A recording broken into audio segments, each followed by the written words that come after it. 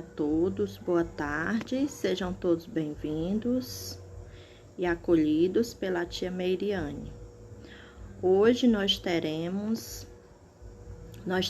duas aulas de português, nós teremos uma aula de matemática e uma aula de educação artística.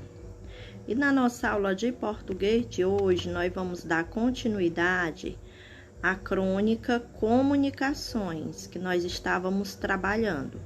E nós vamos para a página 46. Na página 46, nós temos linguagem e construção do texto. O que é a linguagem e a construção do texto? Aí vocês observam um esquema, onde nesse esquema estão os elementos da narrativa. Qual é a narrativa? É a crônica. A crônica que nós estamos trabalhando é uma narrativa. Os elementos dela, os elementos da narrativa, personagens, né? Onde acontece a história, em que espaço, né? Quem é o narrador, quando acontece a história. Aí tem, quem participa da história são os personagens. O que acontece? O que acontece nós chamamos de enredo, é a ação. Onde acontece é o espaço. O espaço onde acontece essa história. Quem conta é o narrador. Quando acontece a história é o tempo. Quando acontece é o tempo, né? Se acontece no período do dia, no período da noite, né? Ou no período da manhã, né? Ok? Aí nós temos aí também, as partes do enredo da crônica. Nós chamamos de enredo da narrativa a sequência de toda a história. Nós chamamos de enredo. No enredo está a situação inicial, a complicação, que é a complicação ou desequilíbrio, o clímax, que é o momento de maior tensão da história, e o desfecho, que é o desfecho. O desfecho é o final da história, ou seja, o final da narrativa dessa crônica. Aí, para entender melhor, nós temos uma atividade aí, Marque um X na alternativa que melhor se refere a cada parte do enredo dessa crônica. A situação inicial, você vai marcar. Qual é a situação inicial da crônica? Duas pessoas se encontram na rua, um comprador entra em uma loja, um vendedor discute com um comprador. Nós vimos aí que a situação inicial é o quê? É quando um comprador entra dentro de uma loja, né? Para comprar um objeto.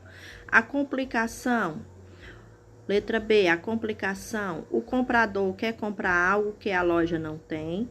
O vendedor não dá atenção ao comprador, ou o comprador não consegue comunicar o que ele quer comprar.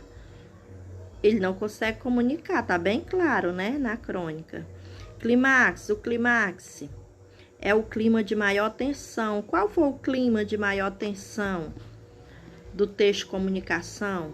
Foi quando o comprador se aborreceu, né? Se aborreceu com o comprador e ele queria chamar o gerente, né? E o comprador disse que não havia necessidade, que eles iriam tentar resolver o problema, né? Então, foi o clima de maior tensão, né? O desfecho foi o final, o desfecho da história foi o final, quando o comprador, né, depois de o vendedor ter descrevido mais algumas características dos objetos que ele queria, né, aí o vendedor começou a encaixar uma coisa com a outra, né? Começou a procurar entender melhor o que o comprador queria comprar, até que ele descobriu, né? Até que o comprador se lembrou, até que o comprador fala a palavra até que o vendedor fala a palavra que o comprador do objeto ele quer comprar, né? Então, o desfecho é o final, quando ele diz a palavra do objeto que ele quer comprar, que foi um alfinete de segurança.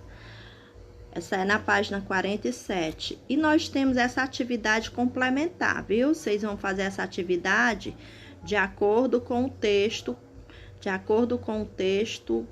comunicação. Responda as perguntas de acordo com o texto comunicação sobre os elementos da narrativa. Quem são os personagens do texto? Você vai lá na historinha e vê quem são. Onde acontece a história, né? A crônica. Quem conta a história, que é a crônica. O que acontece com a história, o que foi que aconteceu, né? O que e como acontece a história. E você vai dizer como termina a história, o desfecho, como é que ela termina, tá bom? Essa é uma atividadezinha complementar da aula de português. Boa atividade para todos.